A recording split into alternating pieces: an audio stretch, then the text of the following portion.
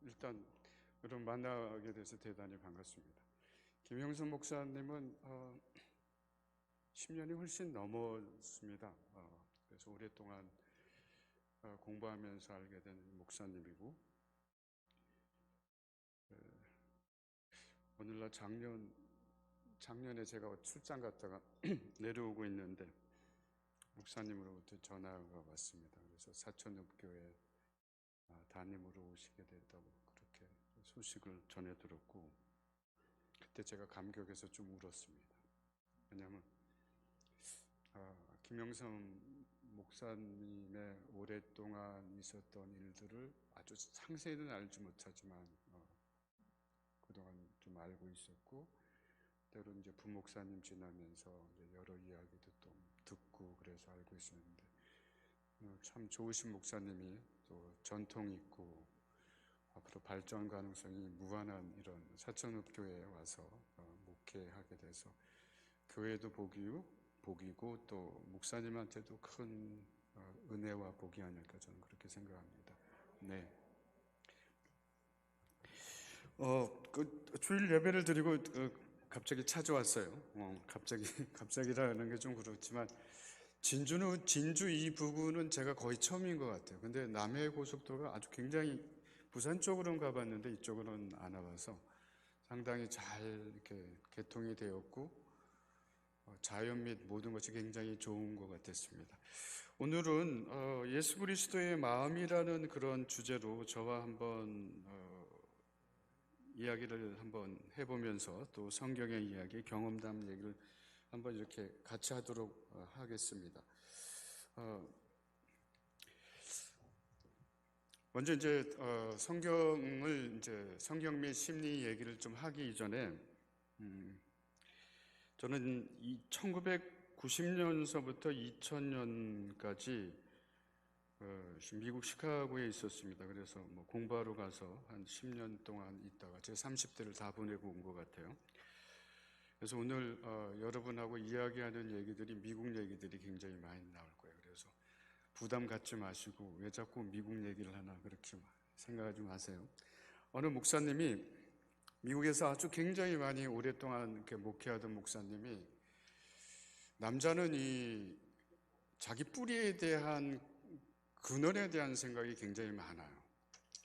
여자는 굉장히 현실에 밝고 뭐 다는 아닌데 대부분이 그렇다는 얘기죠. 그래서 미국이나 유럽 쪽으로, 우리나라는 뭐 지금 잘 살아서 조금 환경은 좀 틀리지만 과거 뭐 60년대부터 90년대 어쩌면 2000년대까지 미국에 이렇게 가거나 서유럽 쪽으로 가면 여성들은 만약 이민을 가면은 현재 정착을 굉장히 잘해요. 현실감이 있으니까. 그러니까 뭐 여성분들이 예를 들어서 데이트를 할 때는 멋진 남자와 데이트를 하고, 결혼할 때는 현실성이 좋은 남자들하고 결혼한다는 얘기가 있잖아요. 근데 남자는 항상 이상적이에요. 이상적으로 생각하고. 그러다가 이제 이 목사님이 이제 뿌리가 생각이 나서 한국에 와서 이제 목회를 하려고 한국에 이렇게 저렇게 자리를 알아보다가 이제 한국하고 이제 목회 자리가 나서 한국에 들어왔다 그럽니다. 들어오고 나서 이분이 이제 약간 나이가 드셨으니까 여기저기서 이제 초대를 받아서 뭐 신앙에 대한 경험, 또 뭐 사경에 등등 이렇게 하는데 그때마다 미국 얘기를 하더래요. 그러니까 이 젊은 목사님들이 실증이 난 거야. 왜 저렇게 미국 얘기를 하나? 그래가지고 이분을 이제 설교 같은 데서 빼버리고 사회 같은 데서 빼버리고 뭐 광고할 때도 빼버리고 그렇게 했어요. 그래서 좀 섭섭할까봐 기도는 시키자 그래가지고 기도 순서를 드렸대요. 그러면 미국 얘기가 안 나올 거 아니에요. 근데 첫 마디를 이렇게 하더래요. 내가 미국에 있을 때 함께 하신 하나님, 이렇게 시작. 오늘 미국 얘기가 굉장히 많이 나올 거예요. 이해하고 들으세요. 자, 화면을 한번 좀 비춰주실 수 있죠? 예수 그리스도의 마음이라고 얘기하는데 오늘 저와 여러분은 인간의 근원적 심리와 신앙에 대한 이 두 가지를 부모, 자녀, 뭐 부부 뭐 이런 관계에서 한번 좀 보도록 하겠습니다. 아마 여러분 쪽에서 왼쪽에 있는 이게 최근에 한두 달 전에 일어났던 사건입니다. 아마 30, 40대도 충분히 아실 거예요. 포켓 몬스터 빵입니다. 이게 아마 제 연배에서 자녀를 그때 90년대 중후반에 아이들을 기르신 분들은 아마 경험이 좀 있을 테고, 아니면 굉장히 중요한 거예요. 이게 과거에 이제 삼립식품이라 그러나요? 여기는 삼립, SPC 영어로는 이렇게 돼 있는데, 여기서 최근에 이 빵을 갖다가 한꺼번에 1000만 개를 만들었는데 1000만 개가 급하게 다 팔려버렸습니다. 그래서 제가 가격을 한번 조사해 보니까 가격도 만만치 않아요. 10,000원 이상 넘어가는 거예요. 이게 이제 우리나라에 이제 삼립 빵에서 삼립 뭐라 그러나 하여튼 그 회사에서 뭐 자기네 그 파리바게트나 뭐 하여튼 그 가게를 통해서 이렇게 판매했는데 1000만 개가 순식간에 동나고, 오른쪽에 있는 그림은 지금 30, 40대 아니면 20대 후반대에 된 청년들이 이 빵을 구하느라고 막 줄을 서가지고 막 빵을 구입하는 그런 장면입니다. 저도 이제 저희 학생들이 이 부근에서 오는 분이 계시는데, 진주에 사시던 분들이 그쪽에서 이 빵이 이제 동이 나서 구할 수가 없으니까 자기 사는 마을에 와서 조그만 마트에서 빵을 구하는 그런 사태가 일어났어요. 그러니까 이 빵이 왜 이렇게 요란스럽게 우리한테 다시 회자가 되고 그렇게 했을까? 물론 요새는 이제 과거에 대한 회귀 현상이 굉장히 많습니다. 나라가 좀 옛날보다 잘 살아지고 그러니까 과거를 자꾸 회상하는 어떤 노래 프로그램이나 그런 장식물이나 옷이나 복고풍이 굉장히 많이, 메트로에 대한 것들이 많이 있죠. 근데 실은 이 얘기를 자세히 얘기하면 뭐하고 연관이 되냐면 이걸 한번 좀 보실래요? 포켓몬스터는 여러분이 이제 이 그림이 혹시 이제 30, 40대 이쪽에 있는 분들은 얼굴이 밝은데 이쪽에 있는 분은 저게 뭐지? 그러시는 거예요. 이거 요새도 케이블 TV로 방영이 되고 있습니다. 아이들한테. 근데 이게 왜 유명하냐면 제가 한번 얘기를 1996년에 미국에 들어왔어요. 그러니까 일본의 닌텐도 회사라는 회사가 이 게임, 이제 원래 이제 화투 회사였는데 게임으로 아이템을 변경해서 게임을 해가지고 여전히 게임이 일본 시장이 굉장히 강하니까 1996년에 열풍이 불어가지고 미국 뉴욕부터 들어와가지고 미국 전역을 휩쓸을 뿐만 아니라 제가 알기로는 회교권까지 다 갔고 공산권까지 다 갔습니다. 우리나라도 그 당시 자라던 아이들에게 수많은 열풍이에요. 그러니까 이게 아까 그 삼립 그 SPC 그룹에서 빵을 만들어서 사람들이 왜 이렇게 많이 순식간에 1000만 개가 동날 정도로 빵에 대한 어떤 관심, 실은 빵에 대한 관심보다는 그 안에 있는 카드라든지 그런 거거든요. 그런데 매출액을 한번 보시면은요, 제가 그 당시에 제가 2000년에 귀국을 했으니까 1999년도 조사를 할 수 있었습니다. 1999년도에 이게 닌텐도에서 만든 이 포켓몬스터 게임 그게 영화도 나왔고 카트리지도 나왔고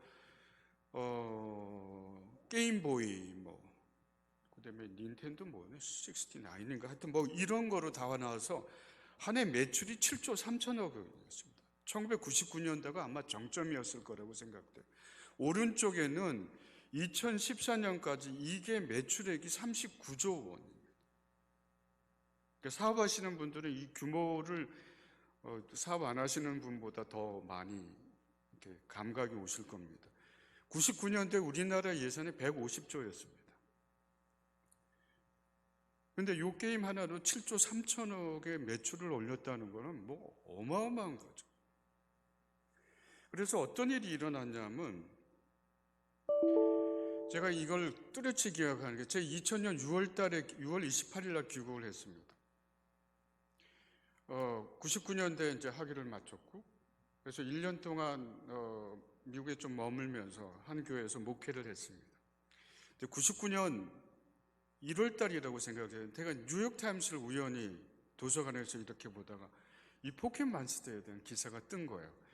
그러니까 이게 벌써 들어와서 3년째니까 미국에서 정점을 향해서 가던 때예요. 여러분 아시다시피 뉴욕타임스라는 신문은 세계적인 신문이죠.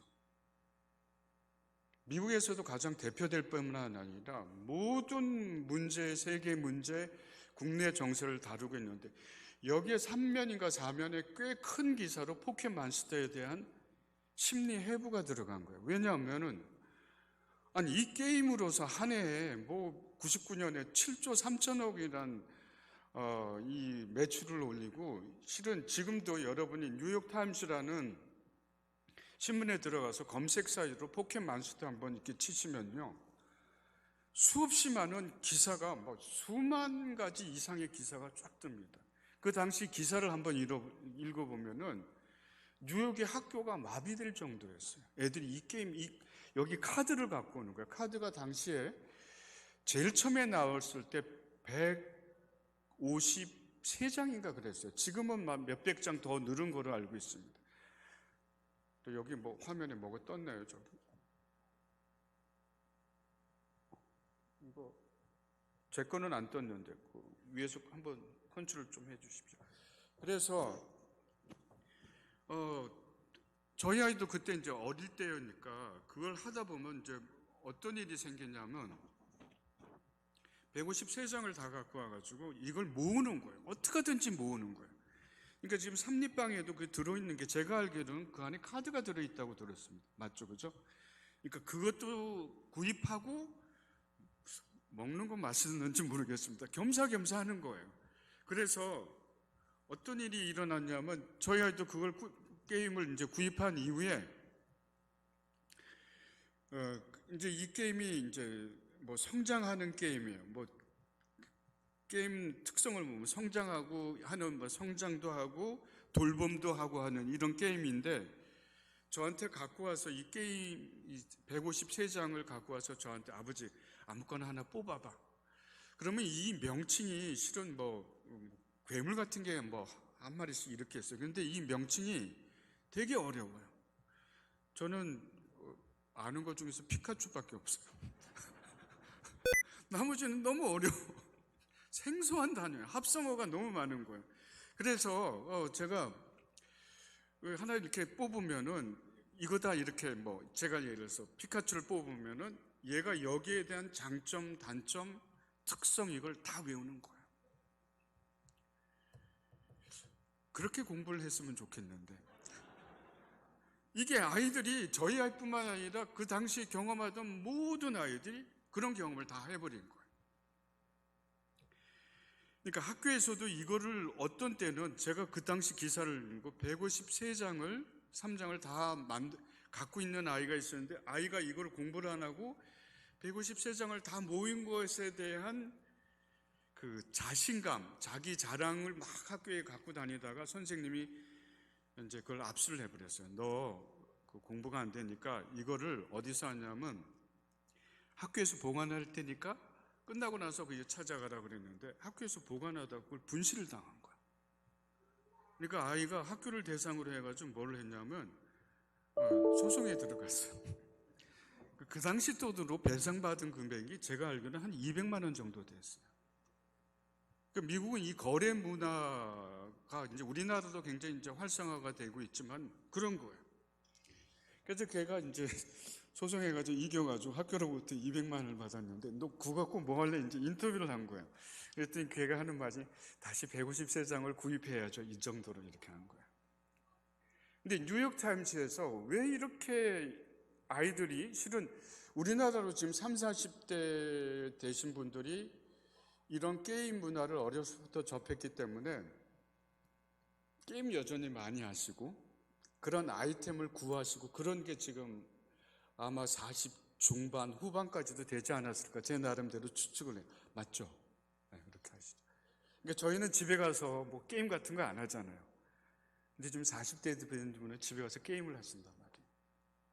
그러니까 이제 우리나라도 이제 차차 성인들이 이런 게임 문화에 익숙해지고 희귀 아이템 이런 거는 구입해서 거래하고 이제 서구처럼 자꾸 대들어가는 거죠. 그러니까 여기서 제시하는 게 뭐냐면 여긴 두 가지 기본적인 요소가 있다는 거예요. 첫 번째는 뭐냐면 관계성. 조금 더 들어가면 돌봄. 조금 더 들어가면 저게 결국은 종착점이 사랑이거든요. 이 게임을 함으로써 아이들이 무슨 자기가 이 게임과 뭔가 이렇게 관계된 것처럼 그렇게 느낀대요. 아시다시피 무슨 게임을 만들면은 이 게임이 사람의 심리와 동떨어져서는 안 되잖아요. 사람의 기본적인 심리를 자극을 해야지 되잖아요. 이게 첫 번째가 관계성이라는 것들입니다. 두 번째는 뭐냐, 이 게임이 실은 진화하는 게임이에요. 저는 자세히 모르는데, 그래서 아이가 그때 닌텐도 게임도 갖고 있었고, 게임보이도 갖고 있었고, 카드도 갖고 있고, 인형도 갖고 있어서 제가 그 강의를 위해서 그걸 모아뒀어요. 아직도 제 서재에 있는데, 이 게임이 이제 이렇게 돌보면서 이 게임이 자꾸 이렇게 진화하는 거예요. 진화한다는 얘기는 자기 힘이 100이었는데 막 이렇게 움직이고 돌보고 이렇게 하다 보니까 파워가 200이 되고 그 다음에 300이 되고 그 파워로 남들하고 대적해서 싸우기도 하고 이기기도 하고 이런 거예요. 그러니까 이 게임에는 뭐냐면 성취, 자기 실현에 대한 것들이 있다는 거예요. 근데 심리학책을 제가 좀 읽어보다가 이 두 가지에 대한 통찰을 제가 얻었어요. 그게 뭐냐면 실은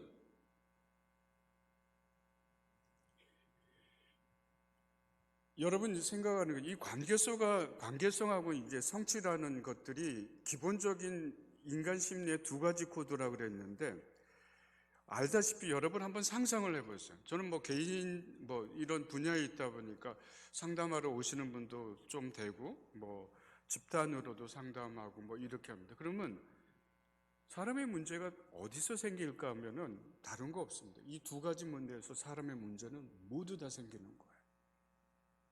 여러분 지금 개인적으로 다 개인적인 사정이 있을 거 아니에요. 그냥 소소한 사정은 말고 조금 정도가 있는 어떤 그런 사정은 결국 부부의 문제, 관계성이라든지 부모와 자녀의 문제라든지 직장의 어떤 사람들끼리 문제라든지 관계의 문제예요. 그렇잖아요. 그게 안 되면 힘들어하고 그게 내가 잘못했던 타인이 잘못했던. 두 번째 요소는 뭐냐면 성취에 대한 문제예요. 저는 그렇게 생각합니다. 제가 어렸을 때 예를 들어서 파워가 할 수 있는 게 100이었다. 그럼 내가 성인이 되면서 파워가 내가 200이 됐다고 느끼는 것은 굉장히 개인의 정체성에 중요한 거라고 생각합니다. 여러분이 어떤 조그만 사업을 시작을 했는데 10년 전보다 지금이 나아졌으면 여러분이 느끼고 있는 개인의 자존감은 전 더 높아지리라 생각합니다. 제 친구가 있었는데요. 어느 날 아이가 공부를 하다가 이제 대학생인데 거의 성적이 B하고 C였대요. B하고 C였는데 어느 날 B 플러스를 받아갖고 와서 굉장히 아버지한테 자랑을 하더래요. 평균이 BC에다가 우리가 BC를 이렇게 비실비실하다 그러거든요. 근데 B 플러스 평균이 나왔으니까 자기는 굉장히 좋은데 이걸 이제 칭찬을 듣고 싶은 거예요. 자기 나름대로 실현이 됐으니까. 어떤 분은 그런 분이 있어요. 제가 아는 분 중에서 경대를 나온 분이 있었어요. 이분이 이제 딸이었는데 옛날 분이니까 그 옛날 아버지 엄마가 아들에 대한 기대가, 장남에 대한 기대가 굉장히 많았어요. 그래서 모든 투자를 실은 거기다 했는데 이 딸은 학교 가서 듣고 오면은 시험을 보면 시험이 거의 100점이거든요. 그런 분들 있죠. 되게 얄밉죠. 그죠? 공부 안 해도 그냥 이렇게 그냥 듣기만 해도 다 시험을 꿰는 분이 있어요. 제 주변에 그런 분이 몇 분이 있는데 되게 부럽기도 해요. 그런데 이분이 뭐냐면 그렇게 100점을 받고 옛날에 경대는 지금 국립대학은 좋긴 하지만 옛날 국립대학이 훨씬 좋았어요. 저는 이 정책의 잘못이라고 생각하는데, 그런데 그때 경대 들어가가지고 손쉽게 들어간 거예요. 근데 이분을 만나면은 뭘 느끼냐면 자존감이 바닥을 치는 거예요. 그게 뭐냐면 내가 한 것이 누구로부터 인정되는 게 제일 필요하냐면 실은 부모로부터 인정받는 거예요. 부모로부터 부끄러움을 받는 거는 또는 칭찬을 받는 거는 남에게서 칭찬이나 부끄러움을 받는 것보다 강도가 너무너무 세요. 그러니까 내가 잘했는데 부모가 칭찬을 안 해주는 거예요. 심지어 여자가 잘해서 뭘 하려고 이런 얘기를 드리니까 내가 그 당시 그분을 만났을 때는 자존감이 바닥이었어요. 그 좋은 말이. 그러니까 이상하게 교회도 자기 자존감을 바닥을 만드는 교회를 찾아가는 거예요. 안 믿으시겠지만 그런 유형이 대부분 됩니다. 그리고 너무 힘들어하는 거예요. 그래서 화면을 비춰주시고요. 그래서 관계성과 성취라는 거는 인간에게서 굉장히 중요한 거고요. 약간 전문적인 분야로 나가면은 실은 칼 융이라는 심리학자가 있었습니다. 기독교 상담을 하는데 굉장히 중요한 분이고 스위스 분이고, 이분이 무슨 얘기를 하냐면 이 관계성과 성취는 우리식으로 얘기하면 하나님이 인간의 코드에게 심어준 정신적인 원형이다, 이런 표현을 해요. 그러니까 이 두 가지가 만나지지 않으면은 인간이 인간답게 사는 데 있어서 굉장히 힘든 것을 거친다고 이렇게 생각합니다. 그래서 저는 개인적으로 우리가 신앙생활을 하는 여러 가지 목적 중에서 하나님이 우리에게 바라는 목적이 여러 가지가 있는데, 우리 개인적으로 봐서는 첫 번째, 하나님이 저와 여러분의 가족관계, 그 다음에 대인관계, 교우관계, 사회관계에서 관계성을 회복해 주시기를 원하는 게 가장 큰 열망 중에 저는 하나라고 생각합니다. 여러분, 신앙생활 열심히 한다고 하는데 관계성이 탁 틀어져서 신앙생활 하는 사람이 있어요. 많지는 않지만 자기가 맞다고 생각하는 거예요. 근데 관계성이 다 깨지면 그게 무슨 은혜가 되겠습니까, 여러분? 그렇잖아요. 하나님이 이 땅에 예수님으로 오신 오늘 빌립보서 2장에 있는 가장 큰 내용 중에 하나도 실은 저는 그거라고 생각합니다. 그리고 자기의 실현이라고 생각합니다. 어느 한 랍비가 있었는데, 이 랍비가 하나님이 우리가 인생살이를 다 끝나고 하나님 나라 갔을 때 물어보는 질문이 있다는 거예요. 그래서 현명한 랍비들이 얘기하는 게 저는 되게 참 좋은 거예요, 개인적으로.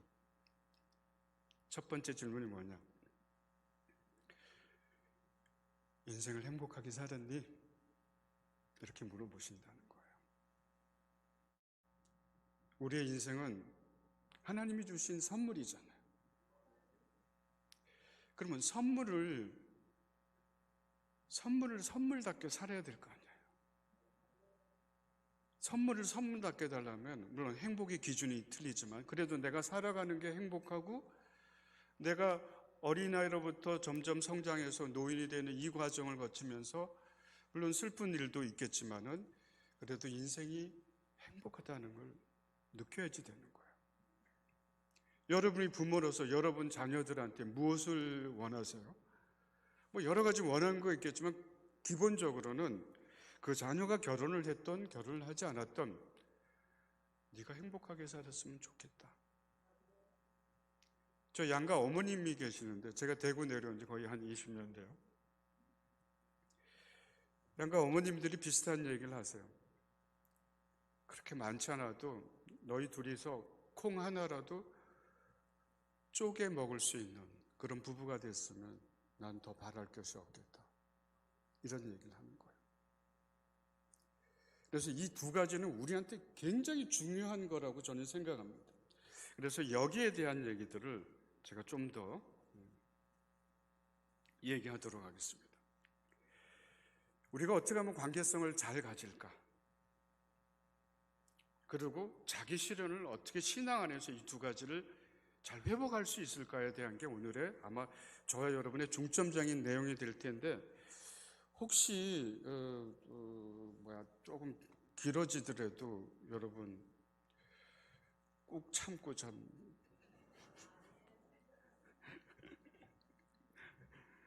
제가 나름대로 준비를 해 와서 이렇게 준비했으니까 또 잘 이렇게 시간이 없더라도 좀 들어주셨으면 좋겠습니다. 우리 첫 번째는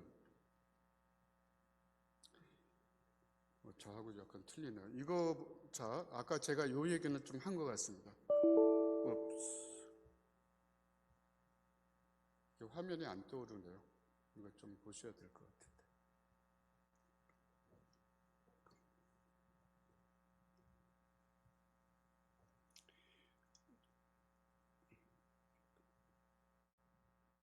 이 화면 좀 처리 좀 해주셔야 겠는데 제가 이거 잘 못하겠어요. 네. 제가 이 화면을 처리하는 동안에 제가 갖고 있는 이거 안 갖고 왔으면 큰일 날 뻔했네요. 첫 번째는 아까 관계성과 돌봄이라 그랬습니다. 왜 우리들한테 관계성하고 돌봄이라는 게 필요하냐면 첫 번째로 얘기하는 것. 우리는 실은 인생에 있어서 굉장히 중요한 화두 가운데 하나는 불안이라는 얘기입니다. 왜 심리학자들이 불안이 굉장히 중요하냐고 생각을 하냐면 우리는 이런 얘기를 합니다. 첫 번째로는 출생 과정에서 여러분 태어나면서 거의 모든 아이들이 웁니다. 그죠? 비명을 지르죠. 왜 비명을 지르다고 생각하세요? 제가 학생들한테 물어보면 어떤 사람은 배가 고파서 그럽니다. 뭐 이렇게도 얘기하고 뭐 그렇게도 얘기해요. 근데 가장 핵심적인 거는 이게 세상에 태어나고 싶지 않는 본능이 있을 거예요. 왜냐하면 우리가 어머니 모태를 집으로 생각하면 좋은 집에서는 사람이 이사를 안 가려고 그래요. 근데 하나님이 만든 법칙에 의해서 이 세상에 태어나야지 되는 거예요. 이사 가기 싫은 거예요.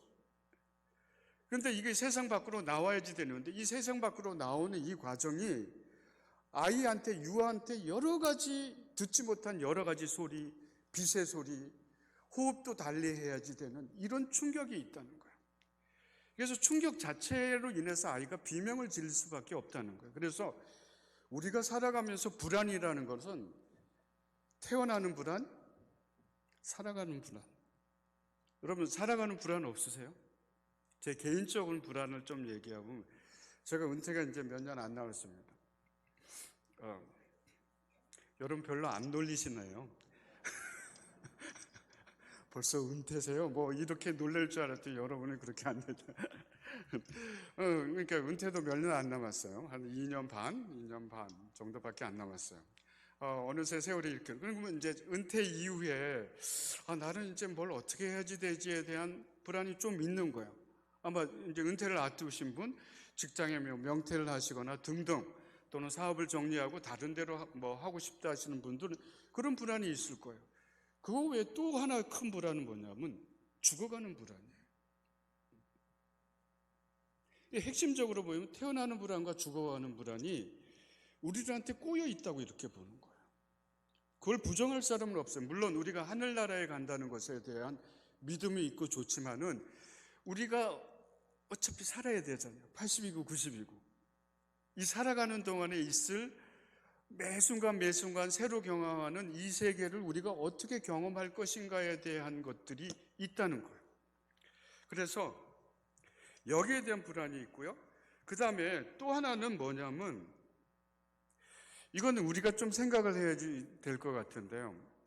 철학자 하이데거라는 분은 무신론 철학자지만 인간을 뭐라고 얘기하냐면 우주에 내던져진 존재라는 표현을 했어요. 저는 이 표현을 크리스천들이 좀 생각을 했으면 좋겠어요. 이게 뭐냐면 무작위로 세상에 내던져졌다는 거예요. 우리는 신앙을 갖기 전까지는 신앙을 갖게 되면 하나님의 섭리에 의해서 우리 인생이 이렇게 전개가 되고 또는 우리에게 조건적으로 선천적으로 결정된 것을 수용을 하지만은 신앙이 우리한테 들어오기 전까지는 우리 대다수는 우주에 내던져진 존재라는 거예요.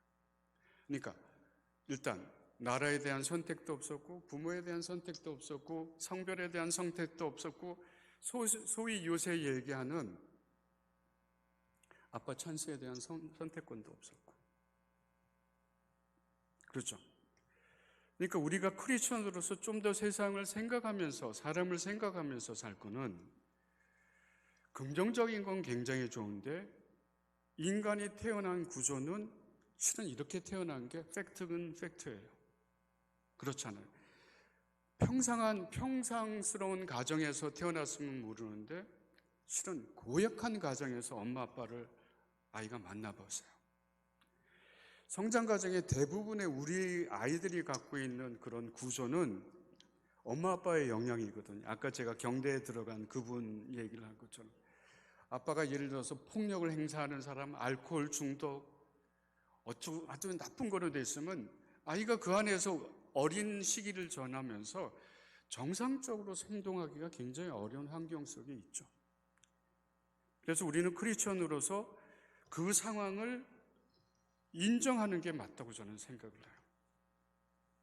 또 하나는 이게 이제 비슷한 얘기인데 결정돼서 세상이 있다는 거예요.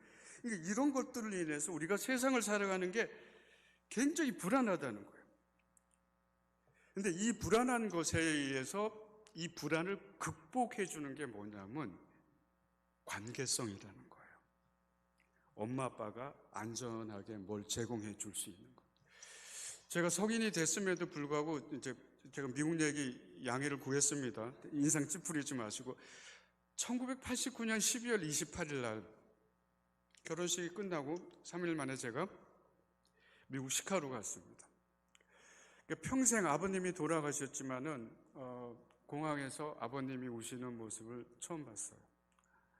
어머니는 뭐 눈물이 많으신 분이니까 아무도 없었습니다.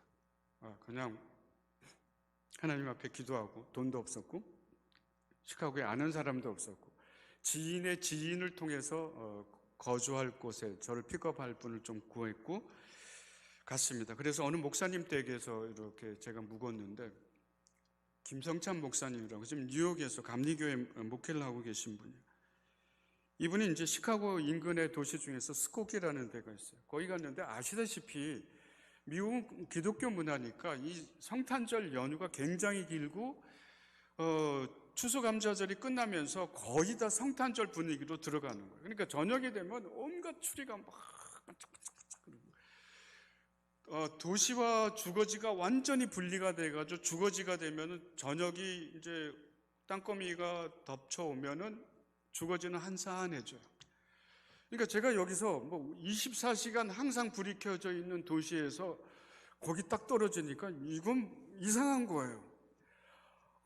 사랑하는 아버지도 없고 어머니도 없고 내가 다니던 교회도 없고 그러니까 제가 그걸 어떻게 생각하냐면 그날 저녁에 제가 결심을 했어요. 당장 내가 미쳤구나. 여길 괜히 왔구나. 당장 내일 비행기표를 끊어서 내가 한국에 돌아가야지 되겠다. 이런 생각을 하고 제가 잠이 들었어요. 왜냐하면 성인이 된 저도 불안한 거예요. 외지에 떨어지고 낯선 곳에 더구나 어머니 아버지가 그렇게 막 친밀하지는 않았지만은 보고 싶은 거예요. 나랑 관계된 사람들이 잠을 그날 저녁에 잤어요. 아직도 그날 저녁에 생각나는 게 구 목사님 저한테 미제 샴푸 있으니까 미제 샴푸 써봐 뭐 그런 기억이 아직도 생각해요. 그 다음날 제가 일어나는데 이 목사님이 저를 데리고 어디 갔냐면 제가 다닐 신학교에 한국 한인 학생들을 만나러 점심에 저를 데리고 갔어요. 근데 그때 많지 않고 2명인가 3명이 있었어요.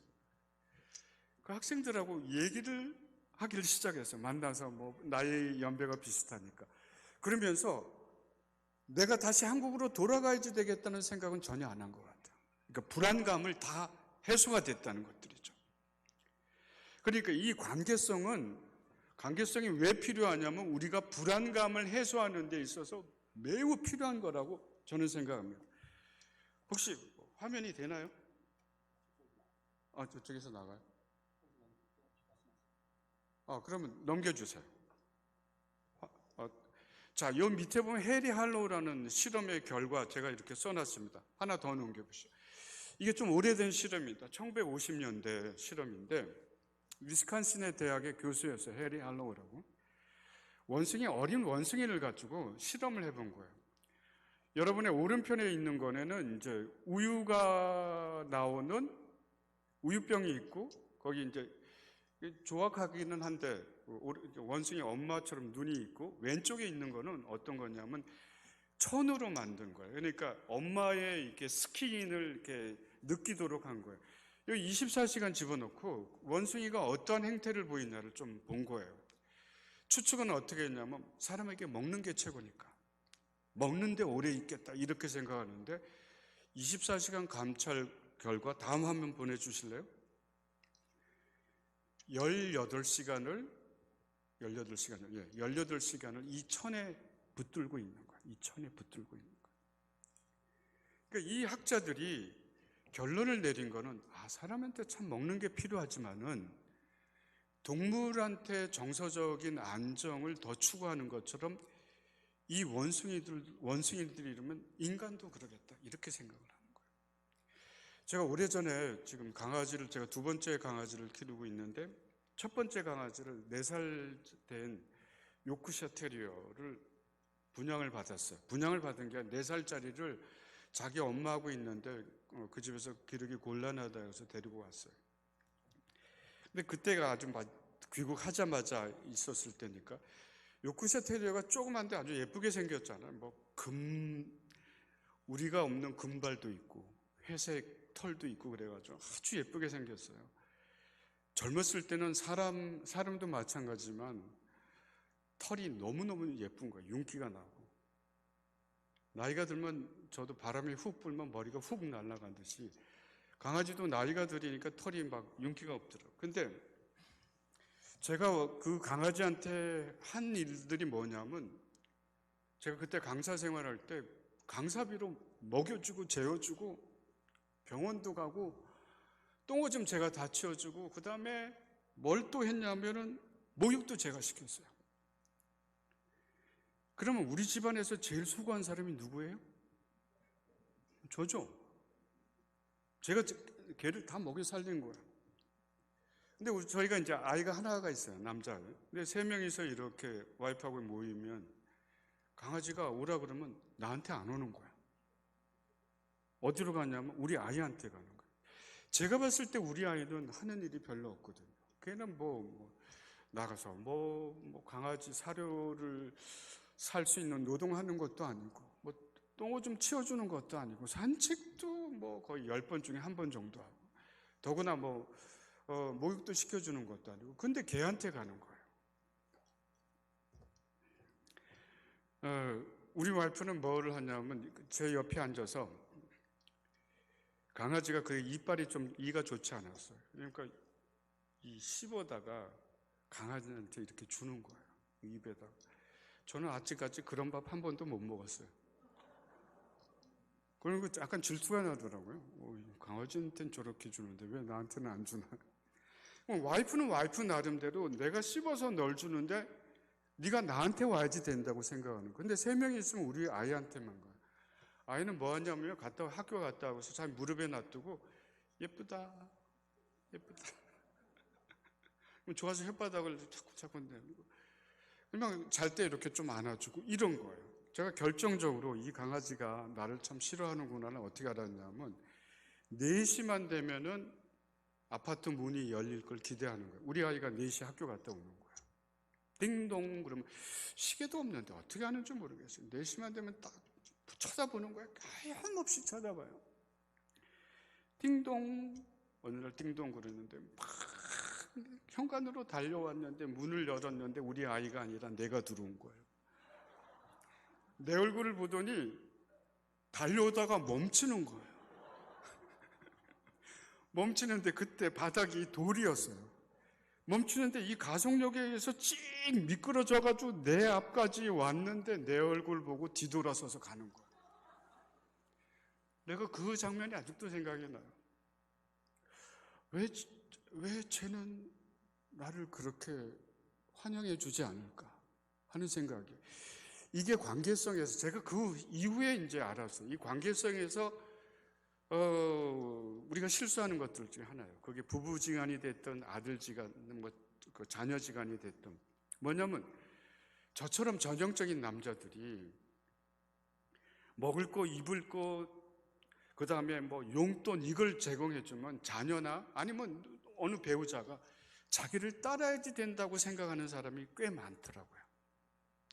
자기가 집안일에 큰일을 담당, 물론 큰일이죠. 근데 제가 정말 그 일을 할 때 강아지한테 똥오줌을 가려주고 그 다음에 이거를 목욕을 시키고 했을 때 제 마음이 어땠을까를 생각하면 저는 되게 지겹게 그거를 한 기억이 나요. 씻어줄 때도 아주 귀찮게 씻겨주고 똥오줌도 밖에 나가서 이렇게 할 때도 이게 좀 이렇게 대화하면서 하지 않고 그냥 뭐 억지로 하는 것처럼 했던 거 생각이 나요. 병원에 데려가도 임마 너 때문에 돈 얼마나 썼는 줄 알아? 뭐 이런 자세로 내가 있었던 것 같아요. 과거를 돌아보니까. 근데 그런 걸 원하잖아요. 근데 심리학 서적을 다 보면 그런 얘기가 많아요. 여러분, 관계 속의 회복은 물질적으로 누구를 어떻게 해줬다 그래서 관계성이 되는 게 아니에요. 저희 와이프하고 제가 지금 보직을 맡고 있는데 보직 전에는 일주일에 2번 정도는 약간 시간을 내서 제가 커피숍에 갔어요. 커피 마시고 거기에 브런치가 되면은 브런치를 먹고 저희 와이프가 아직 저한테 한 얘기가 생각해요. 나는 큰 거 필요 없어. 일주일에 커피 2잔이면 돼. 남자들 명심하세요. 그래도 여기 여자들 중에서 한 20%는 그래도 큰 현찰이 좋은데 이렇게 생각하시는 분도 있을 수 있어요. 그러나 대다수의 여성들은 그렇게 생각한다는 거예요. 그래서 이런 걸 세면서 관계성에 대한 얘기를 하고요. 그 다음 화면 볼까요? 이 앞이 시커먼 게 사각형적인 게 이게 그 로봇이에요. 막 움직일 때 로봇이 막 움직이니까 이 원숭이가 무서워가지고 막 어떻게 할 줄 모르는데 이때 원숭이는 어디로 갈까를 실험한 거예요. 원숭이가 어디를 가냐면 천이 있는, 그러니까 엄마 몸처럼 이렇게 느낄 수 있는 이런 거예요. 그래서 요새 젊은 부부들 또는 젊은 어머니 아버지들은 많이 얘기를 그렇게 하시겠지만은 성장하면서 스킨십은 굉장히 중요해요. 아이를 안아주는 것, 손을 잡아주는 것, 그렇죠? 다정스럽게. 여러분이 뭔가 업적을 내 가지고 그렇게 한다는 것보다 그런 다정한 말 한마디를 해주는 게 중요하다고 봅니다. 다음 화면 한번 볼까요? 이 화면 하기 전에 제가 조금 한 가지 좀 생각이 나가지고 제가 오늘 늦더라 이해하시라 그렇게 먼저 얘기 드렸습니다. 그러니까 제가 먼저 나가시는 부분 보면 기억해 둘 거예요. 이 관계성이 얼마나 중요하냐면 저희 아이가 지금은 뭐 좀 나이가 이제 30 됐습니다. 초등학교 3학년 때 선생님이 아직도 성함을 생각이 나요. 미스 스턴이라는 대학을 갓 졸업하고 2년차 경험을 하는 여자 선생님이었어요. 초등학교 애들은 동물들처럼 사람이 저 사람이 좋은지 나쁜지 금방 다 알아요. 감으로. 아마 교회에서도 교회 선생님이 어떤 분인지는 다 알 겁니다. 근데 얘가 초등학교 3학년 때 선생님이 그 선생님이 됐으면 좋겠다 그랬는데 정말 그 선생님이 됐어요. 제가 저희 아이가 그 초등학교 3학년 때 행복했던 시절들을 저는 잊을 수가 없어요. 학교 갔다면 날마다 입이 이만큼 찢어져. 그렇게 웃는 모습, 한국 와서는 그 웃는 모습을 내가 못 봤어요. 얘가 선생님이 얼마나 좋으냐면 주일날 아침에 일어나서 무슨 얘기 하냐면 저한테 학교 갔으면 좋겠다. 여러분 자녀가 그런 고백하는 거 들어보셨어요? 공부는 머리로도 하지만은 나한테 어떤 좋은 분이 옆에 생겼는데 그분이 선생님이다. 그분이 수학 선생님이다. 그럼 수학을 하고 싶은 거예요. 얘가 일어나가지고 교회 가고 싶다 그러면 제가 이해가 되겠는데, 저는 평생에 학교 가고 싶다고 꿈꾼 적 없거든요. 어떻게 하든지 학교를 좀 안 갔으면 좋겠다 이런 생각을 많이 했는데 이런 거예요. 제가 초등학교 4학년 때 미술 시간에, 저는 정말 평범한 아이였습니다. 공부를 좀 뒤늦게 해야지 된다고 알고 공부를 좀 했을 뿐이죠. 그러니까 선생님한테 주목을 못 받는 아이였어요. 평범하게. 근데 미술 시간에 어느 날 미술을 하다가 데칼코마니라고 아세요? 색종이를 이렇게 반으로, 색종이에다 물감을 짜가지고 반을 딱 접으면 대칭된 그림이 나오는데, 그건 순전히 우연이잖아요. 이렇게 딱 짰는데, 여기서 펼쳐봤는데 나비 모양이 나온 거예요. 큰 제비나비가. 선생님이 옆에 오더니, 선생님이 옆에 섰는데, 경수야, 이 그림 멋있다 그러면서 게시판에 붙여주신 거예요. 저는 학창시절을 통틀어서 그거 한 번밖에 선생님한테 주목받은 게 그것밖에 없어요. 근데 게시판에 붙여줬는데 너무 황홀한 거예요.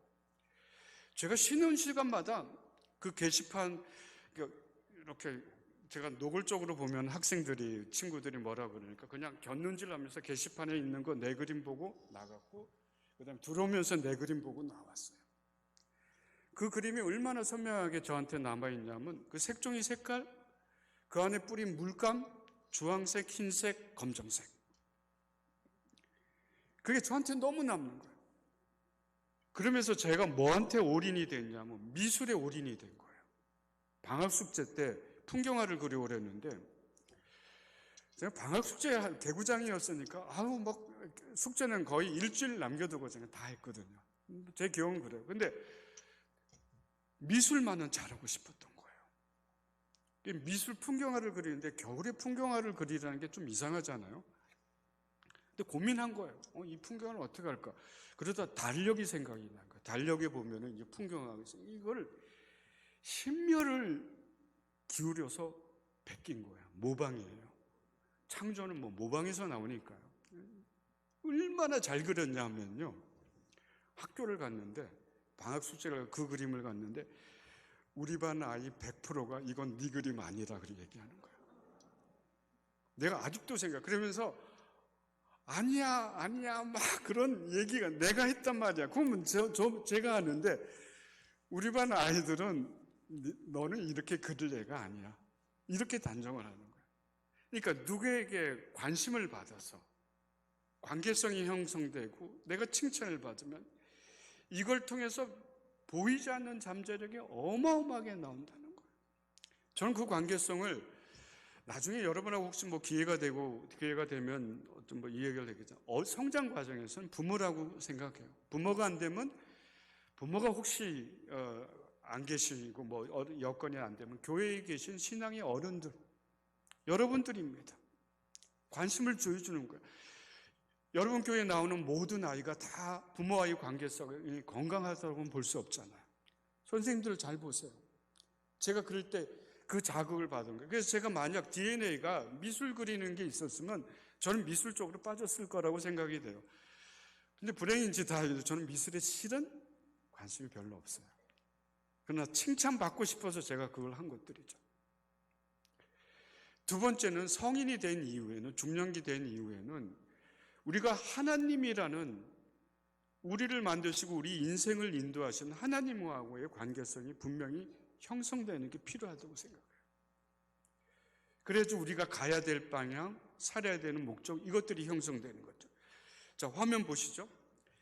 그래서 우리가 불안 가운데 태어났는데 누군가 관계성을, 선생님이 됐던 어른이 됐던 교회 어른이 됐던 직장의 어떤 분이 됐던, 이게 해주면, 불안 가운데 돌봄을 해주면 안정감을 형성이 되는 거예요. 세상이 살만하다. 저희 아이가 대구에 3학년 때 이사를 이제 한국을 오잖아요. 오는데 공항을 가야 되는데 안 나타나는 거예요, 집에서. 그래서 어떻게 됐는지 막 해보니까 저기 동네 저쪽 골목에서 나오는 거예요. 그래서 제가 약간 소리를 질러서 어디 갔다 지금 왔어? 막 그렇게 했더니 아이가 뭐냐면 친구들한테 굿바이 하고 왔다 그러는 거예요. 그러니까 이별에 대한 불안이 있는 거죠. 그래서 한국에서 서울에서 2년간 잘 정착했다. 또 대구로 온다니까 아버지 나 안 가. 정말 그랬어요. 그래서 저도 이 아이가 안 가면 나도 안 가겠다 그랬는데 어느 날 가겠다 그러더라고요. 그래서 내려왔어요. 대구에 도착하고 나서 자전거 타고 동네 한 바퀴를 딱 이렇게 돌더니 저한테 와서 하는 얘기가 아버지 대구도 살만하네. 이렇게 게임을 하고 뭐 게임 빌리는데 얼마 그러니까 물가도 싸고 그러니까 안정감을 느끼는 거예요. 이게 안정감입니다. 그러면 안정감을 느끼면은 뭘 하냐면 주변을 탐색하는 거예요. 주변을. 안정감을 못 끼면 이제 웅크러지겠죠. 그리고 호기심을 갖게 되고 그 다음에 호기심을 갖게 되면 그게 꿈과 도전으로 연관이 된다. 개인적으로 이런 것들은 머리가 똑똑한 것보다 훨씬 나아요. 장기적으로 보면. 물론 머리도 쓸 수 있고 이런 것도 있으면 좋죠. 그러니까 이런 것도 이게 심리학적인 우리가 이런 일종의 공식이지만은 신앙의 패턴도 저는 마찬가지라고 생각이 돼요.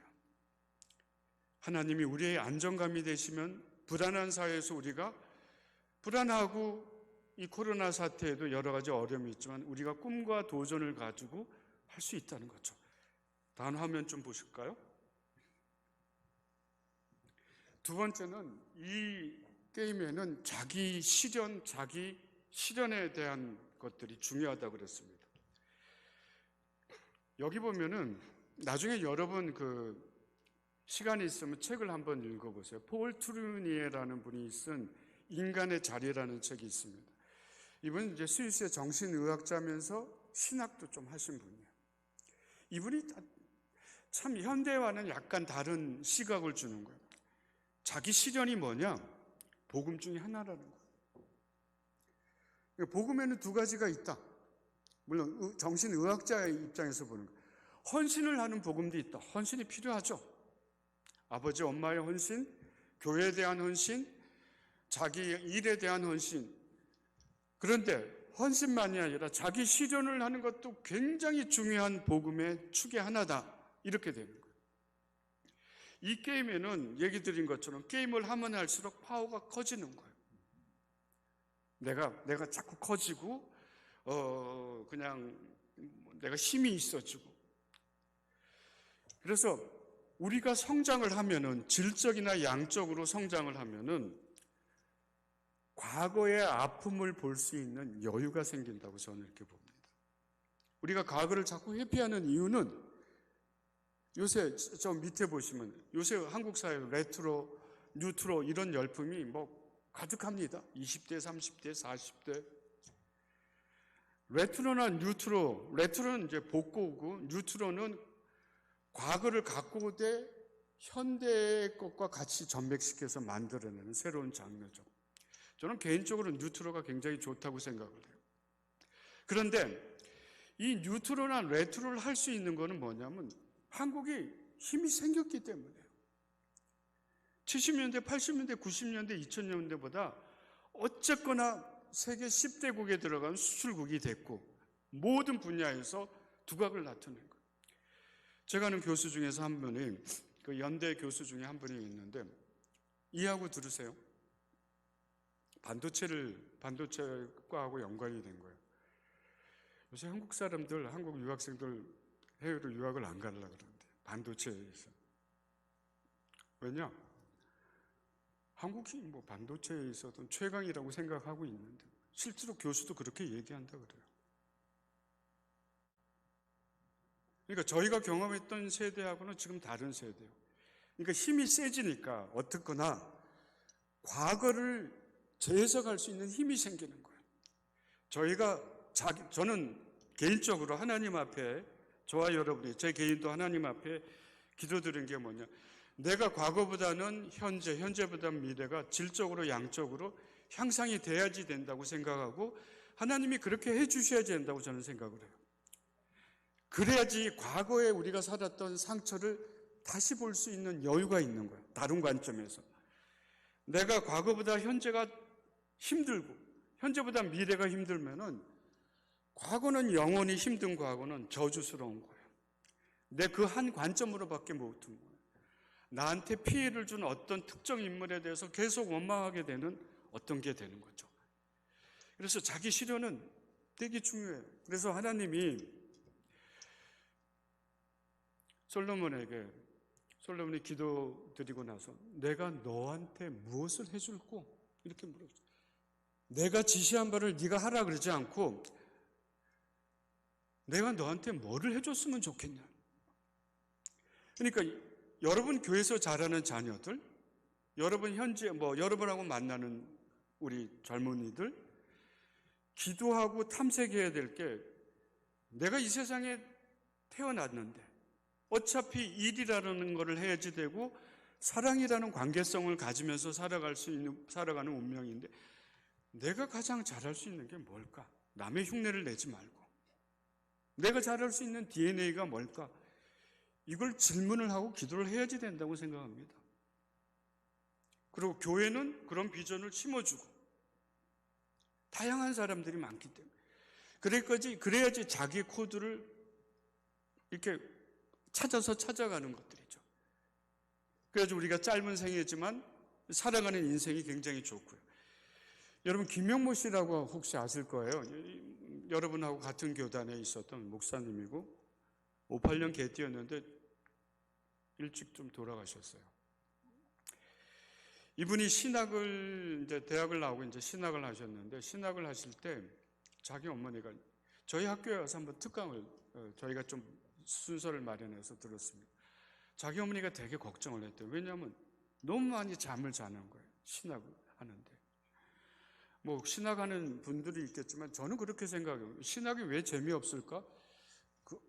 감히 신학하는 교수들의 문제라고 생각합니다. 저는 하나님이 자연을 지루하게 만드시지 않았잖아요. 한번 생각해 보세요. 이게 우리 1년 365일 지나지만 하루하루가 틀리는 거야. 경이롭고. 그러면 신학도 신앙도 나는 그러한 맥락이 있어야지 된다고 생각합니다. 감히. 근데 재미없어서 잠을 자는 거예요. 그래서 그 어머님이 이제 별명을 붙여줬는데 식충이라고 그랬대요. 요새로 얘기하면 뭐라 그러나? 요새는 백수라 그러나? 근데 어느 날 이 사람이 글씨를 끄적끄적 해가지고 글을 하나 써가지고 출판사에 갖다 줬대요. 출판사에서 한 분이 당신 글이 정말 수려하고 글 정말 잘 쓴다. 이렇게 칭찬을 받은 거예요. 이 사람이 집에 돌아와서 3일을 앉았대요. 책을 읽으면서. 엄마는 얘가 어떻게 된 모양이다. 하루 17, 8시간 자다가 3일 밤을 안 자고 그러니까. 이 사람이 이게 계기가 돼가지고 10대들의 쪽지 글을 쓰기 시작한 거예요. 2000년도 초에 아마 저희 학교에 온 것 같은데 그 당시로 10대들의 쪽지를 만들어냈는데 비용이 3천만 원이 들었는데 그게 자비로 다 된 거예요. 왜냐면 이 10대들의 쪽지가 청소년의 고민을 받아서 그 고민을 이 쪽지에다가 프린트해가지고 그걸 지하철에다 이렇게 심어 놓으면은 청소년 아이들이 그걸 보고 가서 좀 이제 삶의 방향을 좀 정하고 그러는 거였어요. 그런 역할을 한 거예요. 일종의 자기 성취 실현을 한 거죠. 그러고 나서 그 출판사를 다시 찾아가서 그때 자기를 칭찬해 준 분을 찾아갔대요. 그때 내 글이 뭐가 좋아서 그렇게 칭찬해 줬어요? 그렇게 얘기하니까 그분이 나는 찾아오는 사람한테 다 그렇게 얘기해 줘요. 이렇게. 때로는 답이 필요하지만은 때로는 답을 넘어 있는 칭찬, 가능성. 여러분의 자녀들, 교회 자라는 자녀들 어떻게 될지 누가 알겠어요? 그 바른 코드만 하나님하고 맞는다 그러면은 세상이 생각할 수 없는 위대한 사람이 되는 거죠. 하나님하고의 코드입니다. 그렇죠? 그게 칭찬이라고 생각이 돼요. 우리가 흔히 살아가면서 부부관계나 아니면 자녀 관계나 대인 관계에서 답이 사람을 움직일 수는 있어요. 답이 때로는 필요할 때도 있어요. 그러나 때로는 답이 사람을 죽일 때도 있다고 저는 생각이 돼요. 답 때문에 사람이 힘들어요. 저희 아기 아주 시험을 앞두고 굉장히 고민을 하는 때가 있었습니다. 아주 중요한 시험인데, 아버지 내가 3주밖에 안 남았, 아니 2주밖에 안 남았는데 지난 한 주도 공부를 망쳤어. 근데 내가 지금 잘 안 돼. 그러면서 저한테 문자가 온 거야. 그래서 제가 뭐라고 하냐면 덜컥 놀라가지고 문자로 큰일이다. 2주밖에 안 남았는데 야, 정신 차리고 잘해야지. 화이팅! 제 답이 맞아요? 틀려요? 정답이죠. 그렇게 해야죠. 근데 4시간이 넘도록 저한테 답변이 안 오는 거예요. 보통 뭐 한 10분, 20분, 1시간 내로 오는 게 정상인데. 그래서 내가 뭐가 잘못이 됐나 그렇게 봤더니 답만 얘기한 거예요. 답만 얘기한 거예요. 2주밖에 안 남았는데 그래서 되겠니? 열심히 하자. 화이팅! 근데 아이가 원하는 건 따로 있었던 거예요. 그래서 제가 저를 살펴봤어요. 나는 일주일의 생활 중에서 일주일을 어떻게 온전히 잘 사용하고 있나 봤더니 한 5일 중에서 이틀은 사용하지 못하는 것 같아요. 이틀이나 뭐 힘들면 3일 정도. 그래서 제가 나도 시간을 보니까 한 3분의 1? 어떨 때는 반 정도를 잘 활용하지 못하는 것 같다. 뭐 세상 사람 비슷하지 않겠니? 이렇게 문자를 보냈더니 당장 답장이 온 거예요. 뭐라고 하냐면 아버지가 세상에서 최고야. 이렇게 하는 거예요. 때로는 현명하게 생각을 하셔서 답이 여러분의 지인들, 여러분의 가족을 움직일 수도 있어요. 때로는 답이. 그러나 대다수는 이 불안하고 잘 안 되고 이 어려운 마음을 누군가 좀 알아줬으면 하는 마음이 있는 거예요. 그걸 알았을 때 사람이 변화가 되는 거라고 생각합니다. 다음 화면 할까요? 자, 그러면은 이제 결론으로 들어가겠습니다. 아마 뭐 반 정도에는 끝나지 않을까 느꼈습니다. 이러한 공감, 이러한 관계성, 자기 실현이 하나님이 우리한테 심어놓은 코드라고 얘기하면은 이런 거를 우리가 평상시에 어떻게 활용을 할까 하는 거예요. 오늘 본문에 있는 말씀입니다. 이 본문에 있는 하나님이 있는데 하나님이 자기 자리를 버리고 인간이신 예수로 왔다. 그리고 평생을 그렇게 살았고 그 모습으로 살았다. 이 얘기는 곧 뭐냐면 아까 얘기한 돌봄과 성취에서 가장 중요한 걸 심리학에서는 공감이라고 합니다. 엠퍼티. 이 뜻은 뭐냐면 남의 신을 신고 걸어본다는 뜻이에요. 그러니까 누군가 관계성을 아빠 엄마가 나한테 친밀하게 뭔가를 해주시는구나. 내가 실현이 될 가능성이 있구나 그러면 누군가가 그 대상자가 자기의 편견을 버려버리고 신발 벗고 그 사람 입장으로 서야지 그 시발점이 시작이 된다는 거예요. 여러분, 하나님이 하늘에만 계셔서 우리가 전혀 관계가 없다면 우리가 왜 하나님을 믿겠습니까? 하나님이 우리 인간이 갖고 있는 약함을 최유하기 위해서 예수 그리스도로 오셨고 평생을 그렇게 사신 거예요. 어려운 자와 함께 해주시고 인류의 구원자가 되시고 더 나아가서는 스승도 되시고 하나님이 예수님이 됐다는 것은 남의 신을 신고 걸어본다는 얘기가 똑같은 얘기입니다. 만약 우리가 남의 입장에서 서보지 않고 신앙생활을 한다 그러면 그건 진정한 영성이 아니라고 저는 개인적으로 생각합니다. 남의 입장에서 서보는 것. 아주 신비로운 체험 같은 거, 은사 체험도 좋지만은 우리 일상생활에서 부부 입장에서 상대방의 입장, 아이의 입장, 모르겠습니다. 이쪽 지역도 교육도시니까 뭐 아주 심한 교육열이 심한 이라 생각하지만은 아유, 저는 막 한국 교육 질려요. 사람을 죽이는 것 같아요. 의사의 딸이 저하고 오래전에 상담을 한 사람이 있습니다. 공부 굉장히 잘해요. 아빠 엄마가 다 의사예요. 엄마가 너무 완벽해요. 아이가 시험을 초등학교 6학년 때 얘기를 저한테 얘기해 줬어요. 시험에서 하나가 틀리면 그거 얼마나 잘한 거예요, 여러분.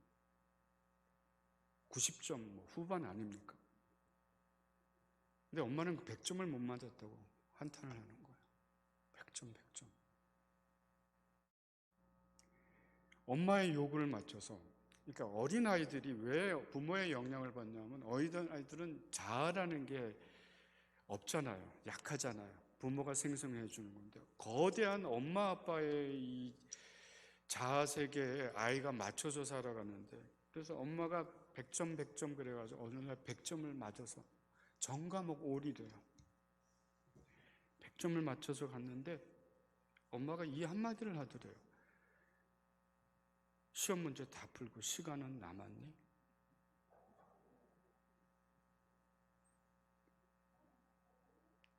웃긴 부모들 많아요. 그거 병이에요, 여러분. 그거 완벽이 아니라요. 제가 보기엔 병이에요. 상담을 받으시고 내 안에 있는 컴플렉스가 뭔가를 좀 아셔야지 돼요. 그 아이가 30이 다 됐는데 자기 마음에 있는 가장 큰 상처예요. 그 엄마가 그렇게 사니까 그 엄마도 병을 얻었어요. 기독교인이에요? 물론 우리가 잘하면 좋죠. 필요합니다. 그게 필요 없다는 얘기가 아닙니다. 그러나 사람한테 상처를 주고 아이가 평생 살아가면서 상처가 되고 자기가 병이 될 만큼의 그거는 우리가 생각을 해봐야 될 거 아닙니까? 그래서 이게 예수 그리스도의 마음이고 하나님의 마음이라고 생각합니다. 집에 가서 부단히도 연습해 보시고 기도할 때마다, 제가 오늘 어느 분의 설교를 듣고 왔는데 그분이 유명한 부흥사였는데 조남을 잊어버렸어요. 네가 하나님 앞에 바른 사람이 되고 인생이 하나님 앞에 바른 사람이 되기 위해서 하루에 4가지를, 1시간에 4가지를 한번 해봐라. 하루 15분 하나님 앞에 기도하고 15분 성경 말씀 읽고 15분 하나님과 예수님을 알리기 위해서 전도를 하고 15분 그 뜻대로 선한 생활을 하라. 제가 말씀을 참 되게 감명 깊게 들은 것 같아요. 제가 이 얘기를 하면서 제 경험담 한마디를 좀 하겠습니다. 제가 99년에 공부가 끝난 이후에 교회 목회할 기회가 있어서 이제 목회를 했습니다. 근데 미국에 계신 분들은 지금도 여전히 그러겠지만 한국에 가족이 있으면은 그때는 미국이 좋은 거 많고 지금 한국이 좋은 거 더 많다 그러더라고요. 이렇게 뭐 물건을 좋은 걸 보내준다든지 뭐 현찰을 좀 이렇게 송금해 준다든지 뭐 이랬는데 어느 집사님, 김 집사님인데 추석이 가까워서 제가 사무실에 있는데 저를 찾아왔어요. 찾아와서 하시는 얘기가 추석이 됐는데 나는 한국에 보낼 친척이 없어요. 그렇게 얘기하시는 거예요. 오시더니 저한테 자기 얘기를 쭉 풀어놓는 거예요. 뭐 1시간 이상 들어갔더니 본인이 고아로 자라신 거예요. 고아로 자라서 고아로 이제 고아원에 맡겨주고 고아원에 그 비참했던 생활들, 그 부모에 대한 그리움이 있으니까 어느 날 일어나가지고 자기 친구가 6학년 때 일어난 자기 친구가 없더래요. 보니까 옷장 안에 목매달아 자살한 그런 사건도 얘기하고 18살이 되어서 자기가 이제 밖으로 나와야지 돼. 사회생활을 해야 되는데 쉬운 게 아니거든요. 직장을 얻으려고 했는데 보증 서줄 사람이 없고 살아는 가야 되겠고 다니다가 어디를 가냐면 서울 경기도 쪽으로 하면 동두천 있잖아요. 지금도 미군 부대가 있지만 동두천에 가서 미군을 접대하는 접대부가 됐어요. 그 비참한 생활을 오랫동안 했어요. 그리고 이제 미군을 만나서 결혼을 했고 자녀를 둘을 낳고 미국 시카고로 왔어요. 남편하고 사이가 좋지 않아서 이혼하고 두 자녀를, 그 당시 고등학생과 중학생을 기르고 있었어요. 보청기 조립하는 회사에 다니시고. 이거야 이제 제가 짤막하게 얘기를 했지만, 제가 그 당시 그분의 얘기를 듣고 내가 그분과 같은 처지에서 태어났다면 그러니까 결정이 된 거죠. 아까 하이데거가 얘기한 세상에 툭 던져진 거죠. 이제 부모가 없어. 살아가 있는데. 그럼 내가 여성의 몸으로 태어나고 이분과 같은 위치에 있다면 나는 과연 지금 무엇을 하고 있을까 질문을 한번 해보기 시작했어요. 제가 그분의 직업을 두둔하는 건 아니지만 나에게도 그럴 가능성이 있겠다. 먹고는 살아가야지 되는데 죽지는 못하고 좋은 직업을 갖고 있지만은 어느 누구 하나 보증도 안 서주시고.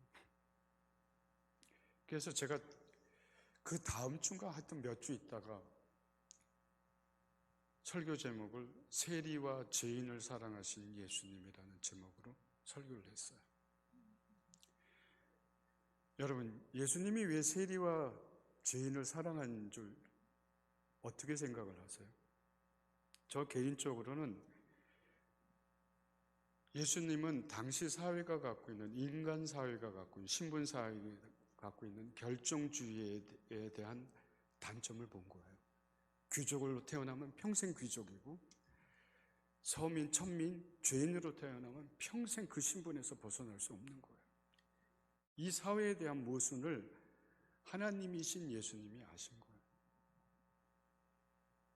그렇기 때문에 그분들하고 가까이 한 거예요. 그런 얘기를 해주세요. 왜 예수님이 세리와 죄인의 친구가 되고 그 사람들이 예수님의 말씀을 듣고 새로운 이정표를 세워서 자기 인생을 살았느냐? 예수님이 그 사람의 입장에 서 주셨기 때문에, 그리고 이분이 하나님이시고 하나님의 정신인 공감을 갖고 계시다. 그런 말씀을 해줬더니 이분이 성가대였는데 요쪽에 앉아 계셔도 그 설교를 듣다가 본인하고 와서 마음에 닿으니까 울기 시작하십니다. 계속 울다가 본인이 그렇지 않겠어요. 우리가 들어도 짠한데 본인의 과거와 막 오버랩이 되니까 그 감정이, 그리고 2000년 전에 예수님이 그러한 자세로 사셨다는 것을 말씀을 통해서 들으니까 감정을 추스리지 못하고 밖에 나가신 거예요. 다 끝날 때쯤 들어오시는데 보니까 막 눈이 부어가지고 벌겋게 들어오신 거예요. 그러면서 세월이 지나면서 교인들이 저한테 두 가지의 변화가 있었다는 얘기를 해요. 하나는 이분이 공동체와 어울리기 시작하는 거예요. 옛날에 끝나면 그냥 가시는 거예요. 성가대 연습을 하는데 그것만 끝나고, 두 번째는 속회에 참여를 하시는 거예요. 속회에 참여를 해서 자기 이야기를 하시는 거예요. 그래서 저는 이제 21세기를 맞이하면서 우리가 뭐 열정도 좋고 여러 가지 좋은 거 많이 있겠지만은 오늘 빌립보서 2장 5절에서 얘기하는 예수님이 누구신가, 이 얘기를 우리가 좀 명심하면서 이 모습을 우리 관계 속에서, 실현 속에서 조금 가지도록 그리고 이게 영성의 척도가 된다는 걸 좀 우리가 명심하면서 좀 나가야 되지 않나, 이런 생각을 합니다. 다음에 한번 또 보실까요? 아마 마지막인 것 같은데. 또 하나는 이제 우리가 해야지 될 것들이 이런 이제 연습을 해야지 된다는 것 같아요. 어차피 훈련을 받아야지 된다고 얘기합니다. 현대 사회에 여러 가지 정신적인 문제들이 굉장히 많은데 그 가장 큰 원인 중에 하나가 자유를 너무 많이 택하는 현대 풍조 때문에 그렇다고 합니다. 이건 실은 스카펙이라는 하버드 의대 출신의 의사가 얘기하는 거예요. 만약 이렇게 합니다. 여러분, 맛있는 사과와 맛없는 사과를 우리가 다 먹어야 된다면 맛없는 사과를 먼저 먹는 연습을 하는 게 좋다는 거예요. 그게 훈련이라는 거예요. 맛있는 거를 그 맛있는 게 자유겠죠. 자유를 훅 대보면은 여러분 나중에서 가정 책임지기 어렵습니다. 가정의 부모로서 또는 배우자로서 이거 책임 안 지면 가정이 존립하지 못하는 건데요. 자유의 맛을 들고 가는. 그러니까 지금 자꾸 여러 가지 문제를 일으키는 여러 가지 이유 중에 하나는 나라가 잘 살게 되고 옛날보다 더 풍요로운 걸 즐기는 건 많으니까 자유에 대한 선택이 너무 많은 거예요. 굉장히 좋은 점들이 많은데 그에 비해서 책임은 안 지려고 하는 그런 것들, 이런 것들입니다. 제 얘기 하나 하고 이제 끝내죠. 거기 마지막에 두 번째는 사람의 문제는 실은 균형 상실에서 온다. 이 두 가지에 대한 문제죠. 오래전입니다. 저는 이 생긴 거하고는 틀리게 공수부대에 끌려가서 제가 6개월 동안 공수훈련을 받았어요. 생긴 거 보면 뭐 방위 출신 같다고 얘기하던데. 군대 안 갔다 온 사람 같은데. 군대 안 갔다 온 사람이 더 장황하게. 그러니까 뭐 동네 축구 정도 하다가 이 공수부대 6개월 훈련을 받으니까 공수하사들하고 같이 받아서 막 죽겠는 거예요. 심신이 다 힘드는데 아직도 제가 생각이 나요. 제가 11월 10일 날 입대를 했는데 벌판을 뛰어가는데 저 논밭에 시골개 두 마리가, 큰 시골개 두 마리가 그냥 벌판에서 눈이 내린 그 벌판에서 막 뛰어노는 거예요. 펄쩍펄쩍 뛰어노는데 내가 저 개만 못하구나. 하나님 나를 저 개를 만들어 주시지. 그때 그런 생각이 들었어요. 얼마나 억압이 되면.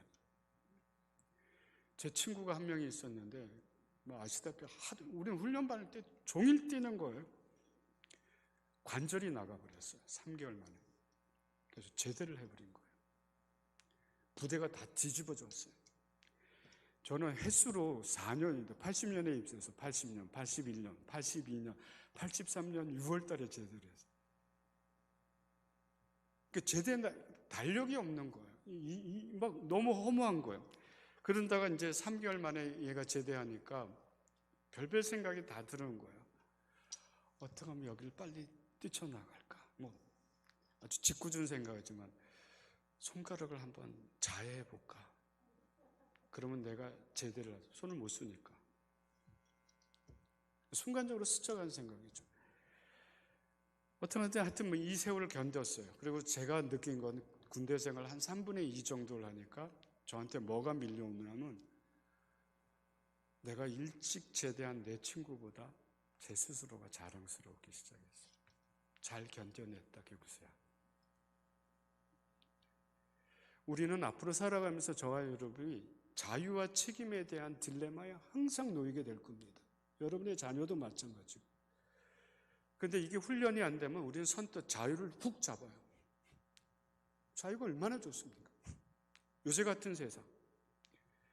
근데 훈련에 대한 것들이 안 되면은 나중에 책임지기 어려워요. 그래서 동서고금을 막론하고 이런 얘기했습니다. 자유는 책임진 사람이 먹는 열매다. 책임을 지지 않고 자유를 먹는 것은 방조입니다. 이런 얘기죠. 말씀을 마치면서 하여튼 관계성, 자기 실현이라는 것들이 하나님이 우리에게 주어주신 굉장히 중요한 코드인 걸 아시고 예수님도 살아가시면서 이 관계성과 자기 실현에 미약한 사람들에게 정말 힘을 주시고 세리와 죄인들에게 그러한 자세로 평생 사시고 우리의 구세주가 되시고 또 그게 하나님의 아주 중요한 정신임을 오늘 빌립보서 2장 5절에서 11절은 성육신의 교리예요. 예수님이 도대체 누구시냐? 기독교 교리에서 가장 중요한 얘기입니다.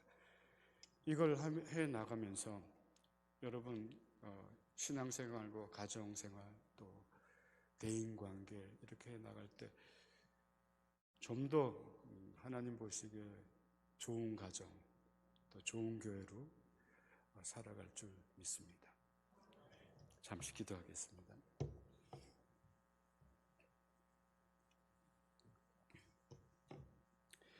살아계신 하나님, 하나님이 주신 인생, 생명을 우리가 살고 있지만